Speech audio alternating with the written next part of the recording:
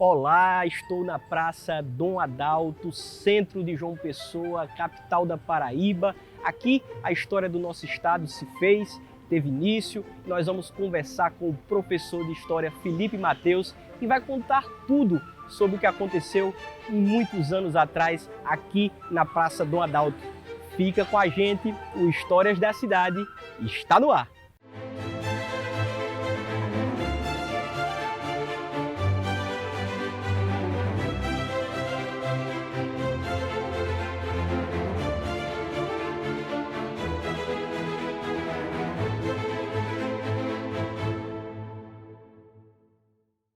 O Histórias da Cidade recebe hoje com muita alegria o professor de História Felipe Mateus, que vai falar sobre a história da Praça Dom Adalto, que foi a Praça do Bispo. E temos aqui, não é, Felipe, o monumento ao Álvaro Machado, que foi governador da Paraíba, e que essa história começa com ele. Bom, eu agradeço pelo convite, Daniel. Primeiro, é uma oportunidade muito boa e é uma honra e, sobretudo, uma alegria falar da história da Paraíba, dessa cidade que tem 437 anos e é a terceira cidade mais antiga do Brasil, a cidade real de Nossa Senhora das Neves.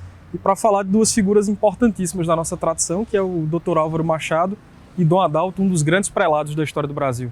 E como foi esse governo de Álvaro Machado, que está aí? Ele tem esse monumento muito belo aqui na Praça Dom Adalto, que simboliza o bom homem que ele foi e a relação que ele tinha com a Igreja Católica histórica da Paraíba. Eu acho que se por um lado o cônego Eurivaldo Carlos Tavares, que é um grande historiador paraibano, membro do nosso clero, já falecido, ele dizia que Dom Adalto sintetizava em si a alma católica da Paraíba. Eu acho que o mesmo elogio se pode fazer de Álvaro do ponto de vista político. Álvaro sintetiza a alma política, a boa política da Paraíba que se preocupa com o bem comum. Ele assume o governo depois do golpe republicano de 1889, ou Proclamação da República, como queiramos chamar, e ele vem para cá depois da saída do Deodoro, porque assume o governo Floriano Peixoto, que era o vice de Deodoro, e Floriano reformula todas as nomeações de governadores, deferindo jovens oficiais do Exército Brasileiro, e o Álvaro era major na ocasião. Ele vem para cá, toma posse do governo da Paraíba, sucedendo a Venâncio Neiva, e aqui ele consegue alguns feitos muito razoáveis. Por exemplo, ele abre diversas rotas para dentro da Paraíba, para Campina Grande, para Pilar. É ele quem consegue sanar algumas dívidas públicas no sentido financeiro da Paraíba que estavam pendentes desde o Império. E do ponto de vista educacional, no seu segundo governo, é ele quem equipara o ensino do liceu ao sistema de ginásio nacional, além de ter criado o jornal A União, que também é um jornal de grande tradição aqui na nossa história. O jornal União, que vale o destaque, circula até hoje, um jornal impresso do estado da Paraíba, um dos mais antigos da América Latina, na verdade. O Álvaro tinha assim uma vocação tão grande que depois que ele sai do governo no seu primeiro mandato, ele continua a sua carreira no Exército, vai até o posto de general, ele assume o governo numa segunda ocasião e ele também foi senador da Paraíba e era uma das grandes lideranças. Pena que acabou falecendo não tão cedo, mas não teve assim o ardor de toda a sua carreira política. Era amigo de infância, a gente já vai falar sobre isso, de Dom Adalto, e os dois cooperaram sobremaneira para o crescimento da Paraíba, tanto do ponto de vista espiritual como também do ponto de vista material. Felipe, e chegando à Praça Dom Adalto, para quem transita no centro da cidade de João Pessoa, aqui está a Arquidiocese da Paraíba, a Igreja do Carmo, um local que tem muitas referências. Essa relação da igreja e o Estado nessa época era muito forte, e Dom Adalto ele tinha uma responsabilidade também com o estado vizinho do Rio Grande do Norte, no período que ele foi bispo. A gente está numa praça muito simbólica, porque primeiro, ela era o largo da igreja de Nossa Senhora do Carmo. Como a gente conversava um pouco antes, a documentação sobre a igreja do Carmo é um tanto quanto difícil de você achar por conta do período da invasão holandesa, onde tudo se perdeu. Poucos historiadores levam em consideração esse detalhe, mas a invasão holandesa ela se marcou por uma guerra religiosa, dado que os holandeses naquele período eram influenciados por protestantes e a Paraíba era colonizada, como queiramos chamar, por católicos portugueses, e naquele momento da invasão holandesa havia aqui a União Ibérica, daí que o nome da cidade tinha passado a ser Filipeia. Se a gente observar, ali está a igreja de Nossa Senhora do Carmo, e essa praça primeiro foi o largo de Nossa Senhora do Carmo, ali tem a igreja de Santa Teresa do lado. O que acontece? Ao passar do tempo, ela foi reformada no governo de Camilo de Holanda, que foi um governador da República Velha aqui na Paraíba, e recebeu em 1919 a alcunha de Praça Dom Adalto, por dois fatores. Dom Adalto tem um certo ineditismo na sua carreira episcopal. Raros são os bispos que assumem o bispado diocesano e depois assumem também, na mesma diocese, o arcebispado. Então ele fica aqui, chega na Paraíba em 1894 como seu primeiro bispo, instala a diocese e em 1914 ele é nomeado também arcebispo da Paraíba. Pouco tempo depois, essa praça recebe uma homenagem a ele, né? Aliás, ele é homenageado com o nome da praça, também conhecida como Praça do Bispo. Ali em cima, a gente pode observar aquele brasão, e era o brasão de Dom Adalto, né? Tanto que tem o Iter Paratum, que era o seu lema episcopal. E ali toda uma simbologia. Aquela estrela, por exemplo, remonta ao Rio Grande do Norte, que à época da diocese fazia parte também de todo o território espiritual da Paraíba. Sim, Dom Adalto, inclusive, está enterrado, é uma tradição católica que os bispos sejam enterrados na última catedral que eles administraram.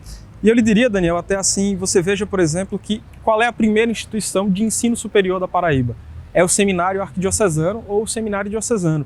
E é interessante que Dom Adalto tinha uma veia ao trabalho muito forte, tanto que no dia que ele instala a diocese, ele cria, no mesmo momento, o Seminário Diocesano e também o Colégio Diocesano, que hoje a gente encontra lá na Praça da Independência, que é o Pio X.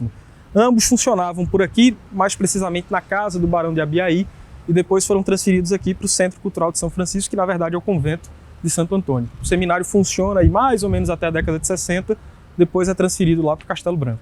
Essa praça, antigamente, ela era muito mais arborizada, você tinha alguns jardins aqui, até algumas rotas, e com o passar do tempo, ela também passou por algumas modificações. O monumento dedicado ao Álvaro, por exemplo, ele foi instalado em 1924, né? E o Álvaro, isso é interessante de se frisar sobre ele. Não fosse a ação de Álvaro Machado, a República na Paraíba teria muita dificuldade de se instalar. É ele, por exemplo, quem consegue proclamar a nossa Assembleia Constituinte, é ele quem consegue retomar a Assembleia Legislativa da Paraíba e fazê-la funcionar dentro da ordem. Como ele mesmo dizia, a Paraíba não triunfará fora da lei, da ordem e do amor à pátria, no caso, à época, a República dos Estados Unidos do Brasil.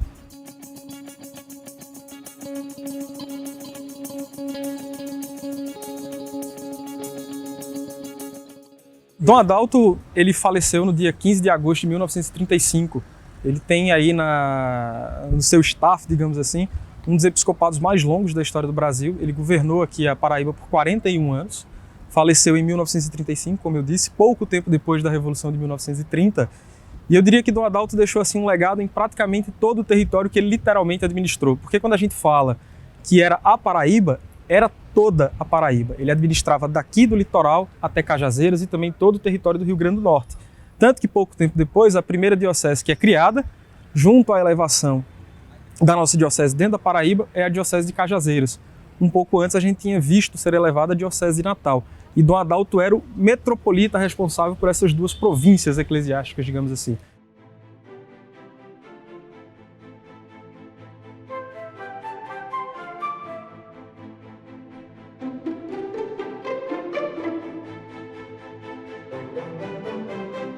Pois bem, Felipe, antes mesmo da praça se estabelecer, chegaram os carmelitas aqui em meados de 1500 e alguma coisa, depois da vinda dos portugueses. E esse complexo aqui da igreja de Nossa Senhora do Carmo chama a atenção, né, pela beleza e pela imponência. Fazendo menção a Dom Adalto, ele tem um sermão onde ele dizia assim, né, que se a igreja fosse obra morta, ninguém a combateria. E a prova de que a igreja permanece de pé é um monumento como esse. E a gente lembra muito de São Bruno, com aquele crucifixo lá em cima, enquanto o mundo gravita, a cruz permanece de pé. Os carmelitas chegam à Paraíba em 1591. Só que tem um detalhe curioso, destacado pelo cônego Eurivaldo Caldas Tavares, que ele disse que uma das expedições de Frutuoso Barbosa, a expedição de 1580, ela trouxe consigo alguns frades carmelitas. Acontece que essa expedição não deu certo, e os carmelitas ficaram em Olinda, mas a primeira província carmelita do Brasil, da terra de Santa Cruz, seria aqui na Paraíba, e muito nos honraria. Infelizmente, a expedição de Frutuoso não deu certo, a gente sabe que a conquista da Paraíba durou 11 anos, foi uma guerra renhida, mas os carmelitas depois chegaram, trabalharam muito com a educação junto com a Companhia de Jesus, junto com os franciscanos, e os beneditinos que chegaram por último posteriormente. Nós vamos entrar agora na igreja e vamos conhecer mais cada detalhe aqui da igreja de Nossa Senhora do Carmo. Vamos lá.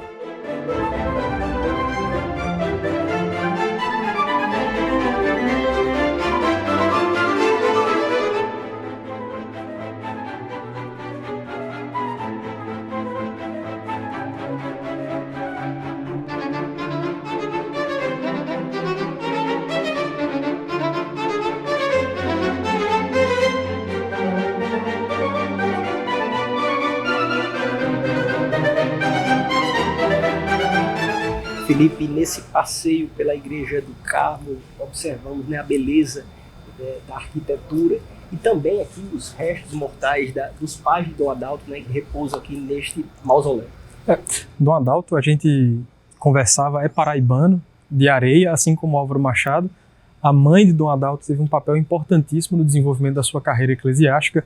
O pai dele fez todo o esforço financeiro que era necessário. Dom Adalto estudou na Europa. Ele primeiro passa pela França, depois consegue o seu doutorado em Roma. Então foi um esforço financeiro de grande monta. E estão aqui os restos mortais dos pais dele e ele está enterrado, como a gente já falou, na Catedral Basílica de Nossa Senhora das Neves. Pois é, gente, a história é rica da Paraíba. E, Felipe, gostaria que você falasse também do trabalho que você realiza na Gazeta Paraíba, que faz esse resgate da história da igreja, a história do estado da Paraíba. A Gazeta é uma página do Instagram, Gazeta Paraíba, tudo junto, Paraíba com HY. E a gente tem assim, como diz a nossa frase de entrada lá, né? Uma frase de José Américo: moços católicos, lembrai ao Brasil de que nós somos a terra de Santa Cruz. E o subtítulo é o Iter Paratuntum, que é prepara um caminho seguro, que era o lema de Dom Adalto e de Dom Vital, que era inclusive padrinho de crisma dele. E assim, a Gazeta, como você disse, faz um resgate da nossa história eclesiástica, da história do nosso estado, e tentando relembrar os nossos grandes heróis, porque a gente entende que, olhando para o exemplo desses grandes heróis, nós conseguiremos construir também uma sociedade no presente que seja mais razoável. Então tá aí no rodapé, Gazeta, dá o endereço novamente. Gazeta Paraíba, tudo junto, Gazeta Paraíba, Paraíba com HY. É uma página do Instagram, sigam lá e eu acho que vocês vão gostar. É isso aí, gente, vale a pena seguir a Gazeta Paraíba. E daqui, né, deste bucólico jardim, encerramos mais uma História da Cidade, agradecendo a sua presença, Felipe Mateus, e esperando conversar com você numa próxima oportunidade. Eu quem agradeço, contem sempre comigo e contem também com a Gazeta. Um abraço.